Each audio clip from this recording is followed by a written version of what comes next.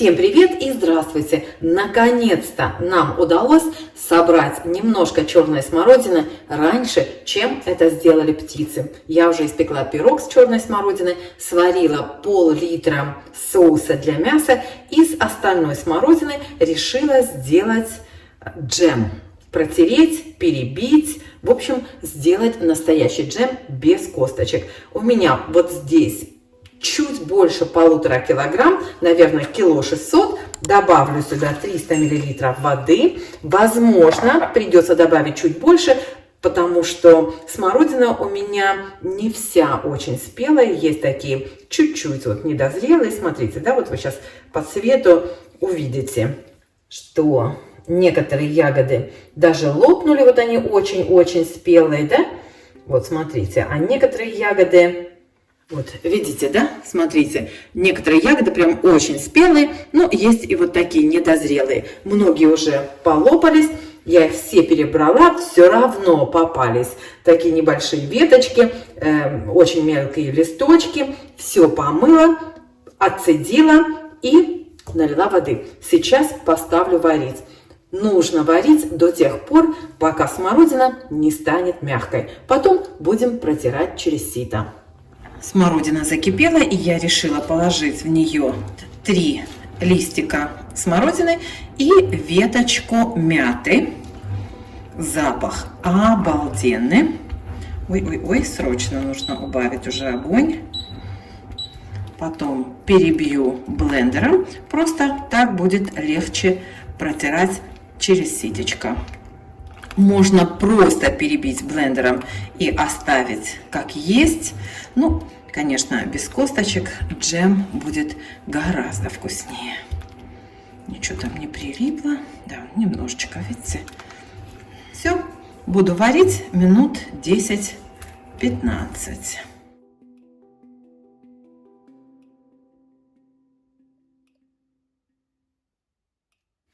Ну что, ребята, прошло минут 15, даже может быть чуть больше. Я вынула веточку мяты, потому что сама ветка была достаточно твердая. Смородиновый лист оставила. Я сейчас перебью это блендером и потом буду перетирать через ситечко. Вот.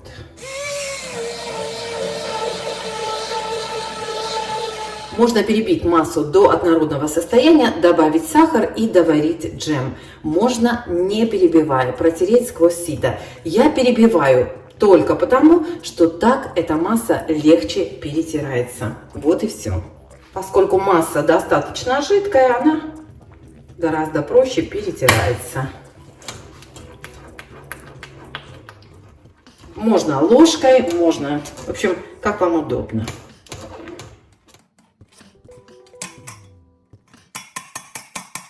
Даже вот так хорошо стекает все. Вот и все дела. Скоро вернусь. Вот и все. Протерла сваренную смородину через сито. Осталось у меня примерно 100 грамм жмыха. Теперь добавляю сахар. На 1,5 килограмма смородины килограмм сахара. Примерно 800 грамм на килограмм ягоды. Варим до готовности, до загустения.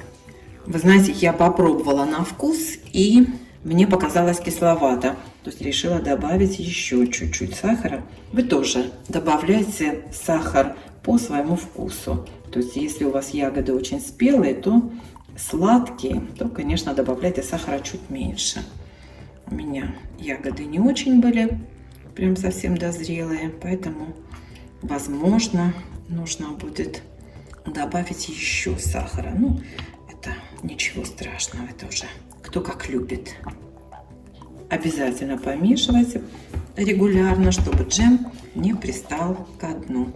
И как только закипит, убавляйте до самого низкого огонь, чтобы слегка кипело. Вот сейчас у меня точно 800 грамм на килограмм ягод. В смысле 800 грамм сахара на килограмм ягод. Сейчас он полностью растворится. Видите, какой гладкий джем получается. Я думаю, что он будет больше как мармелад. Ну, посмотрим. Такой джем отлично намазывать на тосты. Или на сконы, или на булочку. В общем, всегда будет с чем выпить чай. Так, сейчас проверим. Ну вот, сейчас нормально. Плюс еще он немножко уварится и будет достаточно сладко. Немножко пенки я сниму. Тут по краям. Она не очень плотная, но все равно.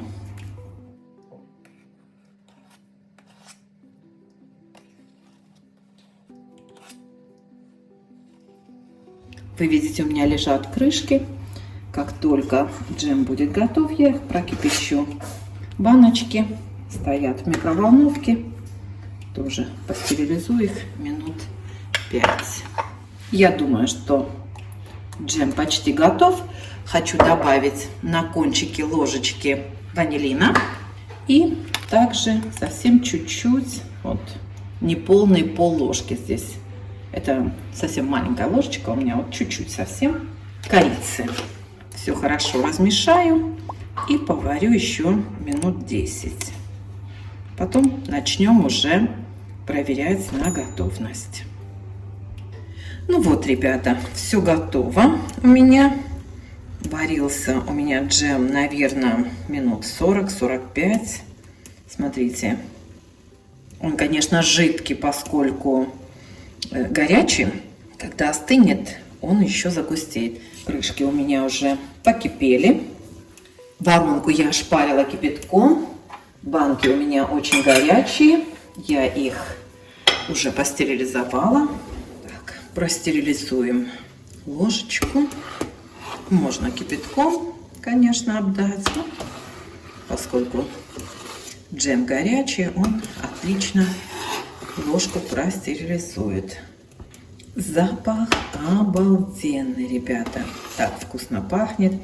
Ванилью, корицей, смородиной. Вообще очень вкусный запах. Как видите, джем кипит. И я его прямо кипящим буду разливать.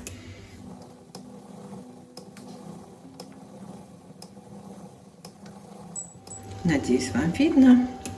Ничего особенного. Разливаю по баночкам. И все дела. Стараюсь баночки заполнить до самого верха. Лишнюю воду стряхиваю. Вот так вот прям хорошенечко, герметично закрываю. Вот и все, ребята. Возвращаемся, когда все банки наполнятся.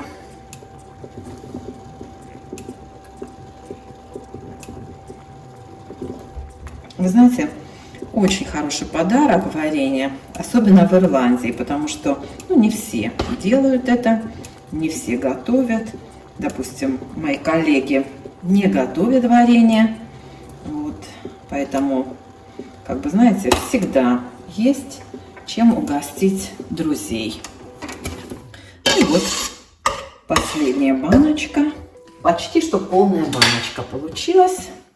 Вот видите, почти полная, чуть-чуть не хватило, ничего страшного. Ее откроем самую первую. Вот так. Все дела. Ну вот, ребята, получилось 6 баночек у меня варенья и пол-литра соуса я еще сделала. Вот баночка здесь у меня горячая была отдельно укутана, я ее раньше сделала. И вот этот вот соус немножечко здесь 300-граммовые баночки, вот полная 300-граммовая, еще половина, ну, примерно пол-литра. Вот такие вот дела у нас. Варенья мало не бывает. Плотненько укутываю, накрываю сначала полотенцем, а потом так укутываю в одеяло.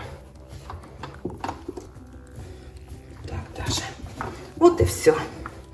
Ждем, когда остынет. Кстати, напоследок вам хочу показать. Вот здесь я положила жмых, который у меня остался от смородины, после того, как я протерла ее через ситечко. Вот, смотрите, сколько получилось. Накрою крышкой и поставлю в морозилку. Его можно использовать как угодно. Можно пирог испечь, можно в блинчики добавить, можно компот сделать. что надумаете. Единственное, что имейте в виду, что он, конечно, кисловат, поскольку там не было сахара. Вот так. Всем пока!